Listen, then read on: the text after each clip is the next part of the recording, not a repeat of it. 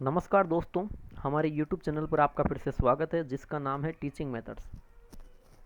दोस्तों, आज हम देखेंगे हिंदी की शिक्षण विधियों के 15 अति महत्वपूर्ण प्रश्न जो रीट सीटेट यूपीटेट एग्जाम के लिए बहुत ही महत्वपूर्ण प्रश्न है, वो देखेंगे मित्रों। चलते हैं पहले प्रश्न पे। पहला प्रश्न है कि पाषाण शब्द का अर्थ स्पष्ट करने के लिए कौन सी तकनीक उपयुक्त रहेगी। मित्रों, ये पाषाण शब्द दे रखा है ना, इसका अर्थ स्पष्ट करना है ना, तो इनमें से कौन सा तरीका एक शिक्षक के लिए उपयुक्त रहेगा। अब आप भी शिक्षक बनने जा रहे हो तो कुछ चीज़ें आपको भी सीखने को मिलेगी यहाँ पे ना। तो देखिए, शब्द का अर्थ बताना है पाषाण शब्द का, ठीक है। अब देखो, चीज़ क्या है कि प्रश्न तो वहीं आते हैं, सेम आते हैं, लेकिन इन्हें कुछ बालक जो शिक्षण विधियों को समझते हैं वो तो उत्तर कर देते हैं, और जो नहीं समझते वो उत्तर नहीं करते। अब देखिए, यहाँ से एक ऐसी चीज़ निकल रही है जिसे कोई हर कोई नहीं समझ सकता ना। और वो चीज़ क्या है मित्रों, वो चीज़ है, देखिए, वो एक स्पेशल चीज़ है। वो चीज़ है ना, हर कोई के समझ में नहीं आएगी। वो ये है कि जब पूछा है कि पाषाण शब्द का अर्थ स्पष्ट करने के लिए शिक्षक को कुछ करना है, ठीक है, कोई तकनीक अपनानी, तो चीज़ तो यहाँ पे बताई गई है कि पाषाण शब्द का अर्थ स्पष्ट करना है। पाषाण शब्द का अर्थ कौन से बालक नहीं जानेंगे, पहली बात तो ये। तो आपको पता है कि भाई जो 1 से 5 जो प्राइमरी लेवल के हैं वो नहीं जानते, बाकी 6 से 8 वाले बच्चे तो जानते हैं कि पासवान क्या होता है, जानते हैं ना। तो सीधी सी बात है कि 1 से 5 वालों बच्चों के लिए ही बताना है। अब छोटे बच्चों को बताना, ठीक है, तो छोटे बच्चों को किस तरीके से बताएंगे, पाषाण दिखाना, वाक्य प्रयोग करेंगे, पर्याय से बताएंगे, इनमें से कोई नहीं, ऐसे ये होती है समझना। तो देखिए, इनमें से कोई नहीं, इसे हटा देंगे। पर्यायवाची शब्द, क्या 1 से 5 तक पर्यायवाची चलते हैं? नहीं चलते हैं। क्या वाक्य प्रयोग चलता है? ये भी नहीं चलता। सीधी सी बात है, उत्तर तो सीधे से ही आ गया कि पाषाण ला कर ही दिखा देंगे कि ये पाषाण है ना, तो वो समझ जाएगा, ठीक है। फिर उनसे कभी भी आप पूछो, अब वो क्या है कि उसको पत्थर के रूप में जानेगा ना। जब उसको हम पाषाण ला के दिखा देंगे कि ये पाषाण है, तो वो कहेगा हाँ ये पत्थर है। फिर हम कहेंगे कि इसी पत्थर को पाषाण कहते हैं। फिर उससे कभी भी पूछ लो कि ये क्या है, पत्थर है, इसको और क्या बोलते हैं, पाषाण बोलेगा ना। तो मतलब देखिए, वाक्य प्रयोग करेंगे हम, तो वाक्य प्रयोग करना, पर्यायवाची शब्द बताएंगे, जैसे पाषाण के प्रस्तर, पाहुन, उष्म ना। तो ये चीज़ें अपर प्राइमरी 6 से 8 के लिए काम आने वाली चीज़ें, ठीक है। यहाँ पे पाषाण दिखाना हो जाएगा इसका। तो दोस्तों, पहले प्रश्न में आपके विकल्प नंबर 1 सही है। आगे बढ़ते हैं प्रश्न संख्या 2 में। प्रश्न संख्या 2 है, भाषाई तत्वों का ज्ञान प्राप्त करना प्रमुख उद्देश्य है। कि जो भाषाई तत्वों का ज्ञान प्राप्त करना, ये प्रमुख उद्देश्य किस चीज़ का है, ठीक है। अब देखिए, 4 ऑप्शन है तो एक नहीं, यहाँ पे 4 वेरी इंपॉर्टेंट प्रश्न बनने वाले हैं। कविता शिक्षण, गद्य शिक्षण, कहानी शिक्षण या नाटक शिक्षण। आप जब भी शिक्षण विधियों की बुक उठाना शुरू करेंगे, कोई भी बुक ना, उसमें आपके मुख्य रूप से यही टॉपिक आएंगे कि पद्य शिक्षण की विद्या, गद्य शिक्षण की विद्या, कहानी शिक्षण की विद्या, नाटक शिक्षण विद्या, ये 4 प्रकार की शिक्षण विद्या आएंगी ना। तो ये चारों हम पढ़ेंगे यहाँ पे। देखिए, कविता शिक्षण की बात करूँ मित्रों, ठीक है, कविता शिक्षण की बात करूँ तो कविता शिक्षण का मुख्य उद्देश्य होता है रसानुभूति। क्या होता है मित्रों, रसानुभूति, या कह सकता हूँ भावानुभूति, यानी भाव या फिर आनंद करना ना, यह कविता शिक्षण का उद्देश्य। कहानी शिक्षण की बात करूं मैं, कहानी शिक्षण, तो इसका मुख्य उद्देश्य है मित्रों कल्पना शक्ति या चिंतन शक्ति का विकास करना, है ना, कल्पना शक्ति विकसित करना। और नाटक शिक्षण की बात करूं तो नाटक शिक्षण मतलब क्या है कि अभिनय करने में कुशलता अर्जित करना। जबकि यहाँ पूछा है भाषाई तत्व कौन कौन से, जैसे कि शब्द है, वर्ण है, ध्वनि है, इनमें विभेद क्या है, इनमें विभेद किस प्रकार की ध्वनि में कौन सा विभेद है ना, विभेद क्या होता है, इनमें आपस में संबंध कैसे है, तुलना कैसे है ना, इनका उच्चारण कैसे किया जाता है, ये सारी चीज़ें मित्रों गद्य शिक्षण का मुख्य उद्देश्य है। तो दोस्तों, जो प्रश्न संख्या आपके 2 है, वहाँ पे विकल्प नंबर 2 सही है। आगे बढ़ते हैं प्रश्न संख्या 3 के लिए। प्रश्न संख्या 3 है, व्याकरण की शिक्षा का आरंभ कब करना चाहिए। व्याकरण की शिक्षा का आरंभ कब करना चाहिए, बालक के विद्यालय आने पर, लेखन पर अधिकार होने पर, वाचन पर अधिकार या भाषा पर अधिकार। तो देखिए, वाचन यानी बोलने पर, लेखन पर एक एक कौशल ही आ गया, तो एक कौशल पर अधिकार होने से क्या व्याकरण शिक्षा आरंभ होगा, नहीं। तो दूसरा तीसरा विकल्प बढ़ जाएगा। बालक विद्यालय जाते ही व्याकरण सिखा दो, ये भी गलत। विद्यालय जाते ही वो नर्सरी कक्षा 1 शुरू करेगा, है ना, तो ये चीज़ें तो गलत है। एक ही विकल्प बचा है भाषा पे अधिकार होना। बिल्कुल, भाषा मतलब क्या होता है, ये चारों कौशल आ जाएंगे भाषा में, है ना, सुनना, बोलना, पढ़ना, लिखना, इन चारों कौशलों पर अच्छी तरह पकड़ हो जाएगी, अच्छी तरह अधिकार हो जाएगा, ना, भाषा पे अधिकार हो जाएगा। भाषा पे अधिकार होता है 1 से 5 तक पढ़ने में, यानी कि व्याकरण की शिक्षा का जो आरंभ है वो किया जाता है कक्षा 6 से। कक्षा 6 से व्याकरण शिक्षा आरंभ, क्यों? क्योंकि इसमें नियम होते हैं। और जो रायबर्ण महोदय थे उन्होंने भी ये कहा है कि कक्षा 6 से व्याकरण की शिक्षा आरंभ करनी चाहिए। तो दोस्तों प्रश्न संख्या जो 3 है आपके, वहाँ पे विकल्प नंबर 4 सही है। आगे बढ़ते हैं प्रश्न संख्या 4 के लिए। प्रश्न संख्या 4 है, मौन वाचन से वृद्धि लाई जा सकती है। जो मौन वाचन है इससे वृद्धि कैसे लाई जा सकती है? शरीर के विकास में नहीं, शरीर के विकास से कोई संबंध नहीं है। नेत्रों की गति में, लिखने की गति में, सुनने की। मौन वाचन, वाचन है बोलना, तो फिर लिखना और सुनना ये भी नहीं है। सीधी सी बात है, हटा दो, बस अपना आप उतराएगा नेत्रों की गति में। मौन वाचन होता है कोई भी, जैसे लिखित चीज़ है, ये लिखित चीज़ है, इस लिखित चीज़ को बिना आवाज़ किए मन ही मन में अर्थ ग्रहण करते हुए पढ़ना, जल्दी जल्दी नेत्रों से देखना और जल्दी जल्दी मस्तिष्क में ग्रहण करना, ये होता है मित्रों मौन वाचन। कहीं कहीं दे रखा है कक्षा 2 से मौन वाचन शुरू किया जाना चाहिए, कहीं पे 4 दे रखा है। मैं सीधी से बता देता हूँ, अगर प्राइमरी लेवल का पूछे मित्रों तो कक्षा 3 बताना, अपर प्राइमरी का पूछे तो कक्षा 6 बताना। गहन अध्ययनिष्ठ आपको पता है कक्षा 6 से शुरू होता है, सामान्य पूछे तो 3 से। बस ये चीज़ें याद रखना, प्राइमरी में मौन वाचन कक्षा 3 से शुरू किया जाना चाहिए, अपर प्राइमरी में 6 से। यही 100% इसका राइट आंसर है, कोई भ्रमित मत होना। तो नेत्रों की गति में मौन वाचन से वृद्धि लाई जा सकती है। प्रश्न संख्या 4 में विकल्प नंबर 2 सही है। आगे चलते हैं प्रश्न संख्या 5। प्रश्न संख्या 5 है, एक शिक्षक कविता का वाचन पाठ का आयोजन कर रहा है। कविता को बार बार बुला रहा है, वाचन पाठ करवा रहा है। तो वह किस प्रकार का भाषाई कौशल के विकास का उपयोग कर रहा है? अभिव्यक्ति, अर्थ ग्रहण, अभिव्यक्ति व अर्थ ग्रहण दोनों, या कोई नहीं? कोई नहीं तो हटा दो। अभिव्यक्ति होती है व्यक्त करना, और अर्थ ग्रहण ग्रहण करना। तो यहाँ पे देखिए वाचन आ रखा है, यानी कि बोल रहे हैं, इसका मतलब बोल रहे हैं, मतलब वो क्या कर रहे हैं? विचारों को अभिव्यक्त कर रहे हैं। जो भी कविता के विचार है या कविता में जो भी चीज़ लिखी हुई उसको अभिव्यक्त कर रहे हैं, वो अर्थ ग्रहण नहीं कर रहे हैं। तो विकल्प तीसरा भी हट जाता है मित्रों। तो दोस्तों प्रश्न संख्या जो आपके 5 है, वहाँ पे विकल्प नंबर 1 सही हो जाता है, न कि 3। आगे बढ़ते हैं प्रश्न संख्या 6 के लिए। प्रश्न संख्या 6, चित्रों के चयन का आधार क्या होना चाहिए? चित्रों के चयन का आधार पूछा है, क्या होना चाहिए? चित्रगत वस्तुओं का आकार, चित्रगत वस्तुओं के रंग, यथार्थ वस्तुओं को प्रस्तुतिकरण करने वाला चित्र या उपयुक्त सभी।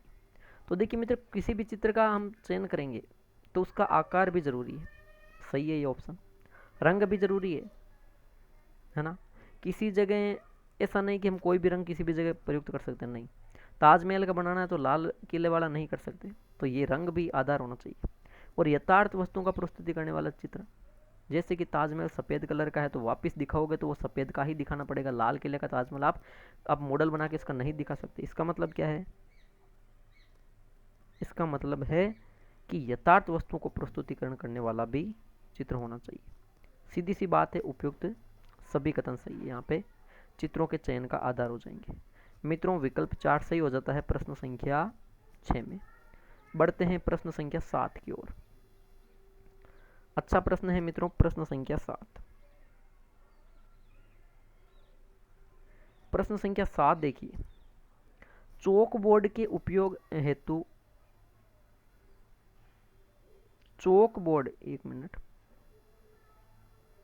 जो चौक बोर्ड है मित्रों, है ना, यानी कि श्यामपट मान लीजिए, चौक का उपयोग किया जाता है बोर्ड पे ना, तो चौक बोर्ड बोल दिया। इसके उपयोग हेतु कौन सा असत्य कथन है, ध्यान में रखना, असत्य। चौक बोर्ड पर एक समान लिखना चाहिए, बिल्कुल सही है। एक समान अक्षर होने चाहिए, एक समान लिखना चाहिए, सही है ना? ऐसा नहीं कि, है ना, कि कभी बड़े अक्षर लिख दिए कभी छोटा, नहीं। चौक बोर्ड पर सीधी पंक्ति में लिखना चाहिए, ये भी कथन क्या है मित्रों? सही है, सीधी पंक्ति में लिखना चाहिए। चौक बोर्ड को साफ करने तो कपड़े का प्रयोग करना चाहिए, ये भी कथन है, सही है। लेकिन मित्रों दाएं कोने से चौक बोर्ड पर लिखना चाहिए, ये गलत है। इधर से लिखते हैं तो ये कौन सा कोना हो गया? ये बायां हो गया। और ये कौन सा हो गया? ये दायां हो गया। अरे दायां से बायां से वो तो फिर सिंधुलिपि हो जाएगी मित्रों। तो यहाँ पे सीधी सी बात है, तीसरा विकल्प गलत है। तो मित्रों प्रश्न संख्या जो 7 है आपके, वहाँ विकल्प नंबर 3 सही है। आगे बढ़ते हैं प्रश्न संख्या 8 के लिए। प्रश्न संख्या 8 है, शिक्षण में सहायक सामग्री का प्रयोग व्यवहार के किस पक्ष को अधिक प्रेरित करता है? शिक्षण में सहायक सामग्री का प्रयोग करे हो, ये व्यवहार के किस पक्ष को अधिक प्रेरित करेगा? शिक्षण में सहायक सामग्री, जैसे कि मान लीजिए श्यामपट है सहायक सामग्री, मैंने ले ली मित्रों श्यामपट, ठीक है, श्यामपट ले लिया मैंने। अब आपको बता दूं मैं कि जैसे श्यामपट ले लिया मैंने मित्रों, श्यामपट शिक्षण सामग्री, अब देखिए ये किस पक्ष से संबंधित है कि यहाँ पे हम अपने बुद्धि का इस्तेमाल कर रहे हैं श्यामपट में, किसी चीज़ नहीं, नैतिकता भी नहीं है यहाँ पे, और ना यहाँ पे कोई भावनाओं का संबंध है।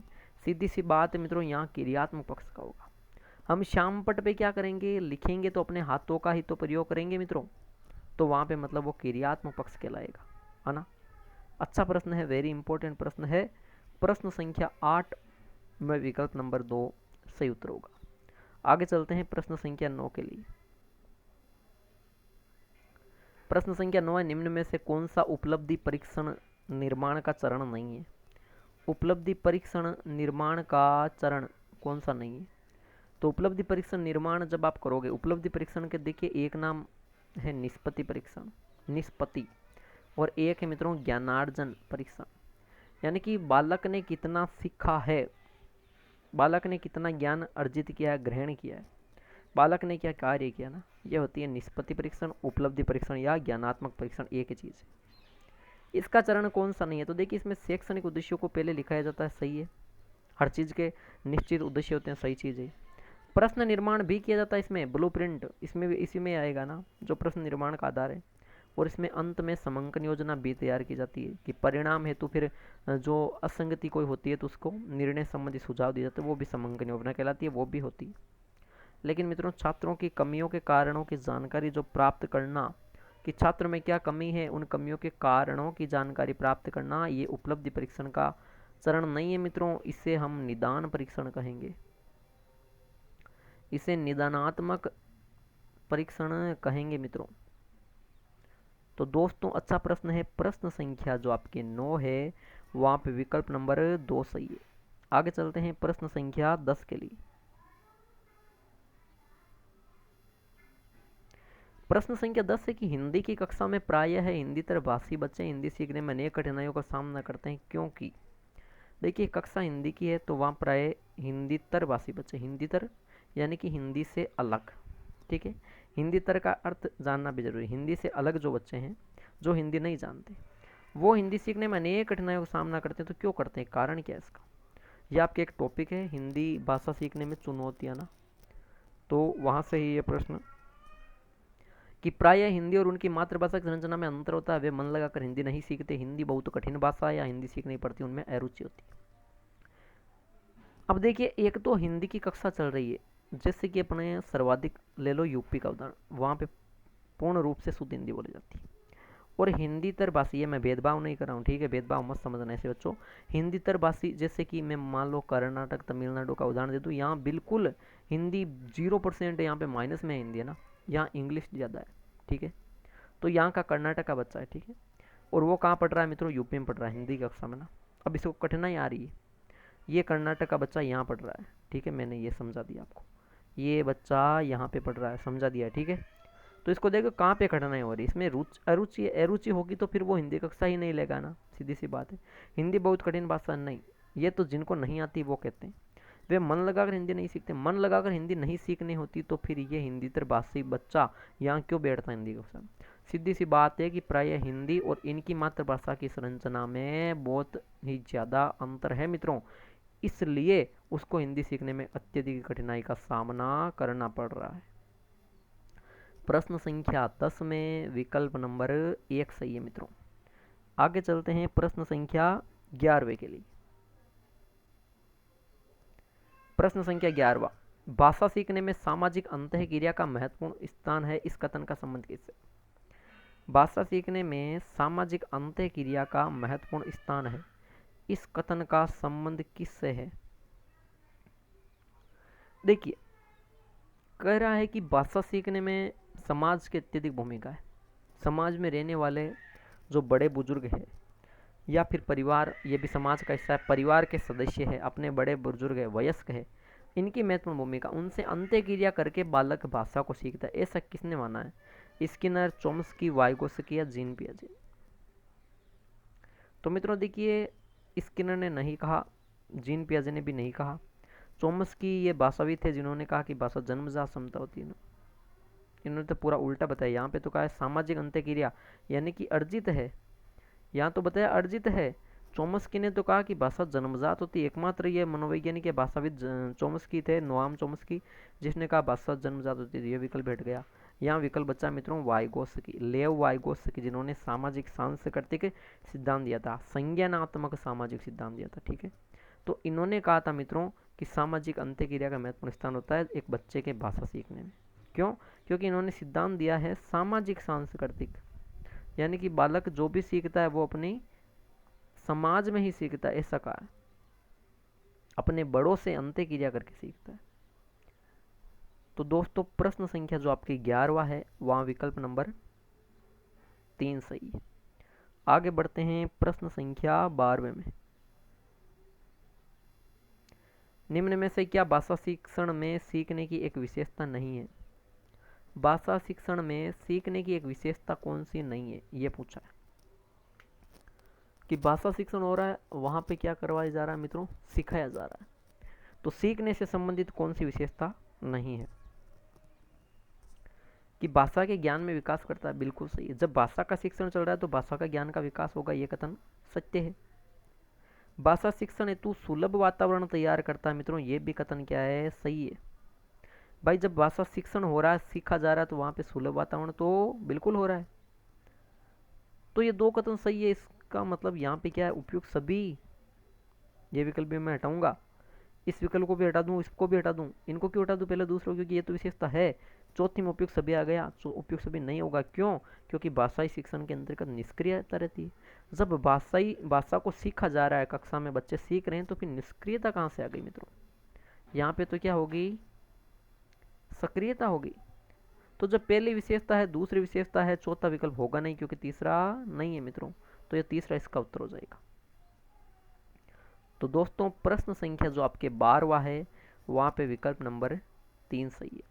आगे बढ़ते हैं प्रश्न संख्या 13। प्रश्न संख्या 13 देखते हैं। पढ़ने में बाधा नहीं है, पढ़ने में बाधा नहीं है, कौन सी पढ़ने में बाधा नहीं है मित्रों? उच्चारण पर ही जोर देते रहना। एक ट्रिक एक बार फिर बता देता हूं, ही शब्द, मात्र शब्द, केवल शब्द, ये सारे के सारे मित्रों नेगेटिव वर्ड है, सारे के सारे नेगेटिव वर्ड्स है। इनको आपके माइंड से बिल्कुल हटा लो दोस्तों। जहां पर भी ये जिस ऑप्शन में दिख जाए उस ऑप्शन को हटा लो बिल्कुल। यहाँ दिख रहे हैं, देखो मुझे 4 विकल्प है। उच्चारण पर ही जोर देते रहना, ही दिख रहा है। सारे नियम पहले ही बता देना, ही दिख रहा है। सटीकता पर ही जोर देना, ही दिख रहा है। मैं हटा दूं इन तीनों विकल्प? बिल्कुल हटा दीजिए, कोई भ्रम की बात नहीं। लिखी हुई चीज का अर्थ निकालना, इसका उत्तर है। पढ़ने में बाधा नहीं है। देखिए पढ़ना किसे कहते हैं? तो केवल आप उच्चारण पर ही जोर देते रहोगे, केवल उच्चारण पर ध्यान रखोगे, बस अर्थ ग्रहण का ध्यान नहीं रखोगे, गलत है। पढ़ना किसे कहा गया? जो भी चीज पढ़ रहे हो उसका अर्थ ग्रहण करना जरूरी। सारे नियम आपने पहले ही बता दिए तो पढ़ने का मतलब ही नहीं है, कुछ प्रयोजन नहीं होगा पढ़ने का फिर। और केवल सटीकता पर ही जोर देना, ये भी गलत हो जाएगा। एक ही विकल्प सही है, लिखी हुई चीज का अर्थ निकालना, ये इसका उत्तर हो जाएगा मित्रों। जो भी चीज लिखी हुई है, पढ़ना किसे कहते हैं? ऐसे नहीं कि जो ये लिखा हो उसे पढ़ दिया, नहीं, जो भी लिखा हो उसे पढ़ तो लिया, लेकिन उसका अर्थ भी समझना जरूरी है। अर्थ समझना जरूरी है, तभी तो हम आपके लिए ये वीडियो बना रहे हैं, आपकी सहायता के लिए, है ना। आपको समझा रहे हैं, क्योंकि आप पढ़ तो बुक से ही समझ रहे हो ना, बुक से पढ़ सकते हैं, लेकिन उसका अर्थ नहीं समझ रहे हो ना, तो वो अर्थ समझाने के लिए। तो पढ़ना किसे कहते हैं? साथ के साथ अर्थ ग्रहण होना चाहिए मित्रों, अर्थ ग्रहण होना चाहिए, है ना। ये होता है लिखी हुई चीज का अर्थ निकालना, ये पढ़ने में बाधा नहीं है, ये पढ़ने का मुख्य गुण है। प्रश्न संख्या जो 13 है मित्रों, प्रश्न संख्या 13वें में विकल्प नंबर 2 बिल्कुल सही उत्तर है। चलते हैं प्रश्न संख्या 14वें में। भाषा अर्जित करने की प्रक्रिया में किसका सर्वाधिक महत्व है? सीटेट में पूछा गया है मित्रों, एक नहीं बल्कि 2 बार प्रश्न, कि भाषा अर्जित करने की प्रक्रिया में किसका सर्वाधिक महत्व है। समाज का, पाठ्य पुस्तक का, भाषा प्रयोगशाला, कक्षा। भाषा अर्जित की जा रही है, किससे करेंगे हम अर्जित? भाषा हमेशा अर्जित किससे करेंगे? अभी इसी वीडियो में एक प्रश्न देखा था वाइगोत्स्की वाला। वाइगोत्स्की ने कहा कि समाज से अर्जित करेंगे। देखिए पाठ्य पुस्तक की चीज़ बताऊँ, पाठ्य पुस्तक को ले लूँ, भाषा प्रयोगशाला और कक्षा कक्ष, ये तीनों चीज़ें कहाँ से संबंधित है मित्रों? ये तीनों की तीनों चीज़ें हैं वो है दोस्तों विद्यालय से संबंधित है ना। ये तीनों की तीनों चीज़ें आपके विद्यालय है, उस विद्यालय से संबंधित है। क्या बालक जन्म के तुरंत बाद विद्यालय जाएगा या पहले समाज में आएगा? सीधी सी बात है, पहले वो समाज का सामना करेगा। समाज के लोग यानी सबसे पहले वो अपने परिवार में आएगा, तो परिवार भी समाज ही है मित्रों, परिवार भी समाज का ही हिस्सा होता है। तो वो परिवार से सीखेगा, समाज में बड़ों से सीखेगा ना, वो भाषा अर्जित करेगा। तो यहाँ पे समाज का सर्वाधिक महत्व है भाषा अर्जित करने की प्रक्रिया में। दोस्तों प्रश्न संख्या 14 में विकल्प नंबर 1 सही है। आगे बढ़ते हैं आज के अंतिम प्रश्न, प्रश्न संख्या 15। प्रश्न संख्या 15 है दोस्तों कि उर्मिला अपनी बात कहते समय अपनी मातृभाषा के शब्दों का प्रयोग करती है। आप क्या उपाय करेंगे? वो क्या है कि जब भी कोई बात कहती है उर्मिला तो अपनी मातृभाषा के शब्दों का प्रयोग ज़्यादा करती है ना। तो क्या आप उसे बताएंगे कि ये शब्द गलत है? आप शिक्षक हो तो शिक्षक के रूप में से बताएंगे कि ये जो मातृभाषा शब्द वो गलत है? नहीं, शब्द गलत नहीं हो सकते ना, मातृभाषा भी उसकी ठीक है। फिर उसे डांटेंगे कि वे अपनी भाषा के शब्दों का प्रयोग नहीं करेंगे। डांटना ये तो बिल्कुल गलत है। उसे बताएंगे कि किसी शब्द विशेष को क्या कहते हैं, तो कोई एक शब्द विशेष को बता देंगे, इससे काम नहीं चलेगा। उससे हमें क्या करना है कि मातृभाषा की सहायता से लक्ष्य भाषा सिखाना ना, यानी जो भी हिंदी या अंग्रेजी जो भी भाषा सिखाना है उसमें मातृभाषा की सहायता लेंगे, है ना। लक्ष्य भाषा के शब्द का प्रयोग करते हुए आसानी से उसके वाक्यों को दोहराएंगे ना। मातृभाषा में उस चीज़ को क्या कहते हैं, लक्ष्य भाषा में उसे क्या कहते हैं, वो चीज़ हम इस प्रकार इस तरीके से उसे सिखाएंगे। तो दोस्तों प्रश्न संख्या जो 15 है वहाँ विकल्प नंबर 2 सही उत्तर है। तो दोस्तों ये थे हिंदी शिक्षण विधियों, हिंदी टीचिंग मेथड्स के 15 अति महत्वपूर्ण प्रश्न। आशा करता हूँ वीडियो अच्छा लगा तो बिल्कुल लाइक कीजिए। कमेंट बॉक्स में ज़रूर 15 में से आपके कितने प्रश्न सही हो रहे हैं इसको कमेंट कीजिए, और इस वीडियो को ज़्यादा से ज़्यादा अपने मित्रों के साथ शेयर कीजिए, और जिन्होंने हमारा चैनल अभी तक सब्सक्राइब नहीं किया प्लीज़ सब्सक्राइब कीजिए। ठीक है दोस्तों, धन्यवाद।